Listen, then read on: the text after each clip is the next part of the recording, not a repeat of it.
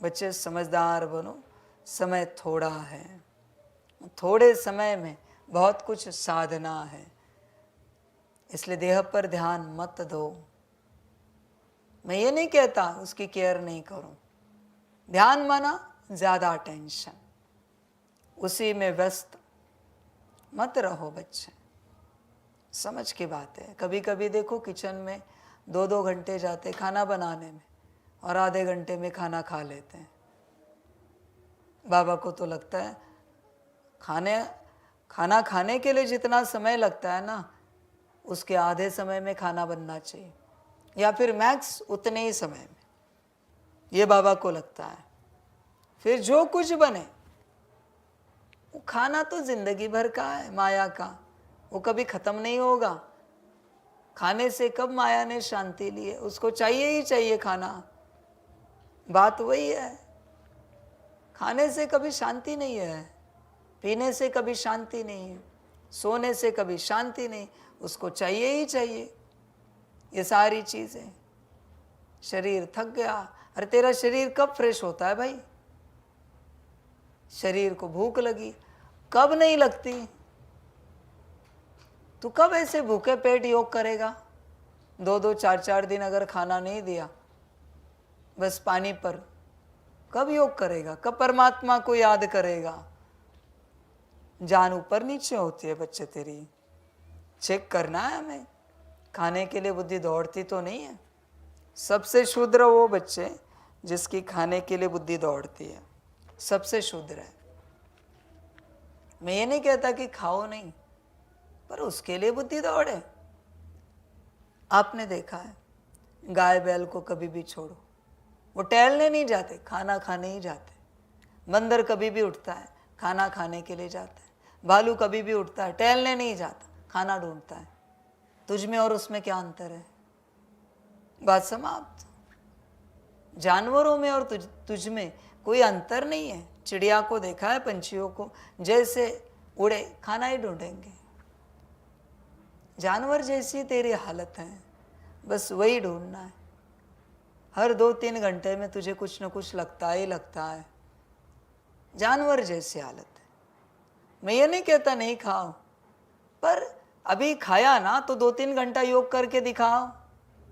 हाँ अभी खाया हमने, अभी 3 घंटा योग करेंगे अगला खाना खाने तक। किया है? नहीं। खाना खाने के बाद सेम जानवर अभी थोड़ा सा नैप लेते हैं, रेस्ट करते हैं, 20 मिनट, आधा घंटा, 1 घंटा। अभी खाना खाया है ना, उठ के वापस अभी चाय लेते हैं। अरे कीड़े मकोड़े से भी घिरी हुई जिंदगी है तेरी। कीड़े मकोड़े ऐसा करे तो सही बात है। तू आत्मा है ना, परमात्मा की संतान है ना। तुझे देह और देह के संबंध, पदार्थ, उसकी बातों के अलावा और कुछ सोचता नहीं। खाया पिया, सोया, सोकर उठा, वापस खाया, टहला, 2-4 बातें की, 2-4 घंटा, 2-4 घड़ी एंटरटेनमेंट की, वापस कुछ खाना लाओ। क्या जिंदगी है तेरी?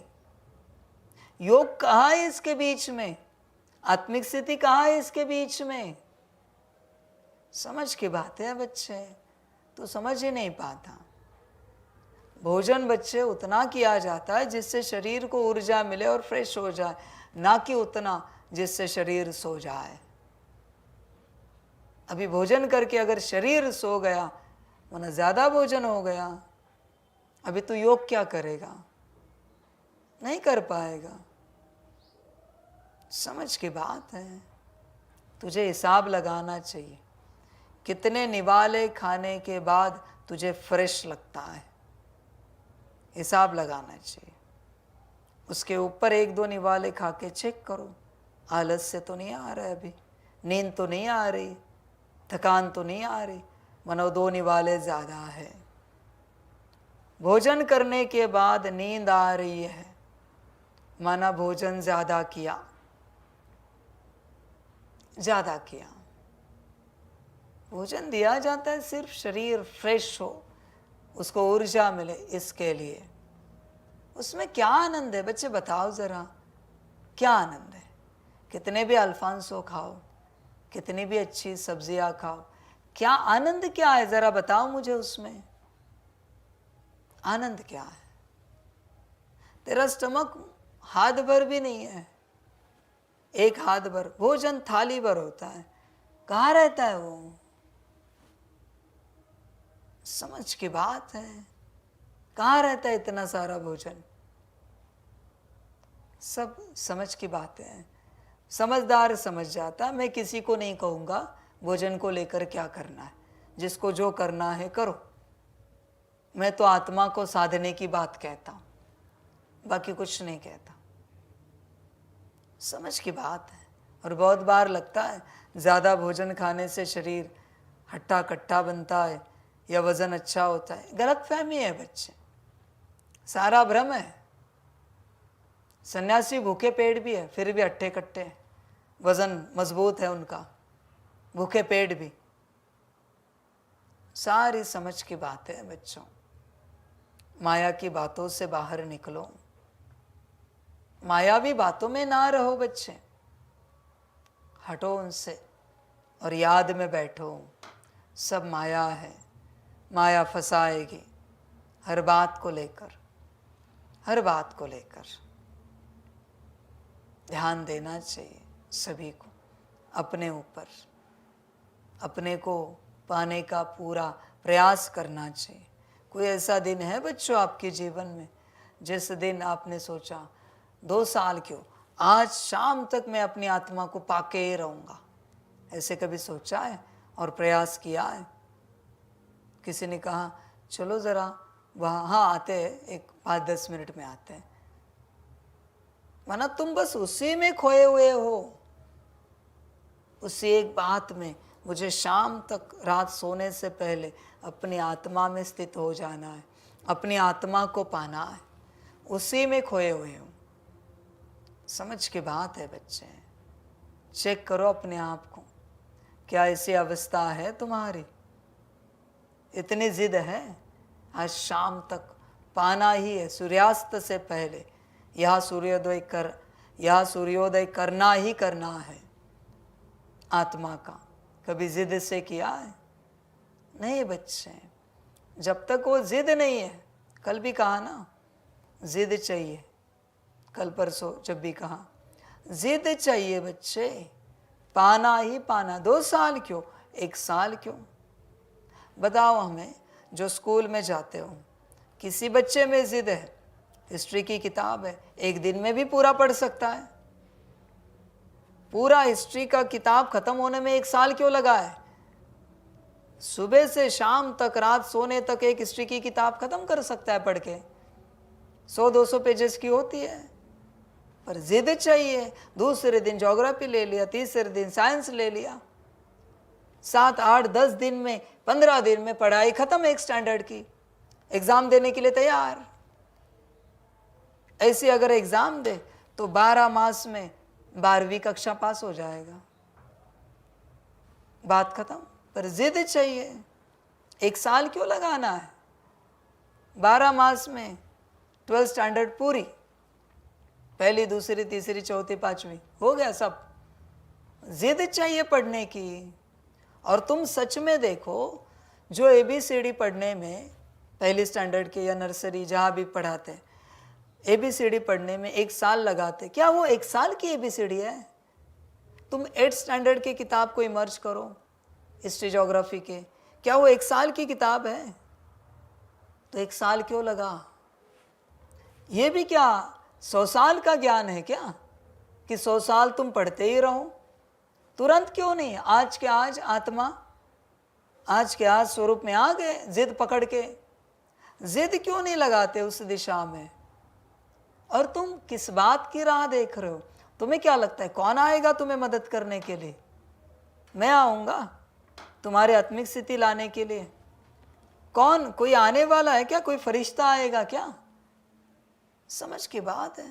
माइकल आएगा क्या जो तुम्हें मदद करेगा, या कोई और आएगा जो मदद करेगा? किसी और दुनिया से फरिश्ते आएंगे, कोई देवी देवताएं उतरेंगे, ब्रह्मा विष्णु शंकर, और तुम्हें मदद करेंगे। कोई देवियाँ उतरेंगी, कोई एडवांस पार्टी आएगी और तुम्हें आत्मिक स्थिति में लाने के लिए मदद करेगी, ब्रह्मा बाप या मम्मा करेंगे, तो तुम किसकी राह देख रहे हो? तो रुके क्यों हो आत्मिक स्थिति में आने के लिए? किसकी राह देख रहे हो बच्चे?